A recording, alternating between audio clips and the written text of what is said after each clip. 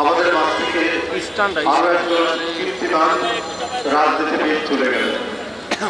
আব্দুল খালেক ভাই বাংলাদেশ জাতীয়তাবাদী দল বিএনপির একজন অভিভাবক ছিলেন, একজন অভিভাবক ছিলেন। উনি যখন এদেশে পার্লামেন্টে প্রতিনিধিত্ব করেন, জাতীয় সংসদে যখন কথা বলেন, তখন আমরা ছাত্র। আমাদের প্রতি তার যে বড় ভাই ছিল, অভিভাবক ছিল আচরণ, এই ভোলার মতো নয়।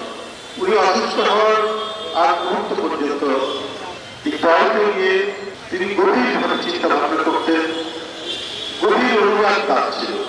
কিভাবে জাতীয়তাবাদী রাজনীতির সাথে থেকে এই দলকে বিশেষ করে ঢাকা মহানগরীতে এবং তার এলাকা মিরপুরে এটা আরো বেশি বিকাশ সাধন করা যায়, এটাই ছিল তার ভাবনার কেন্দ্রবিন্দু। খালেক ভাই আমি কালকে অনেক রাত্রে শুনেছি, যখন ওনার ইন্তেকালের খবর শুনলাম, আমি সাথে সাথে শুনিনি।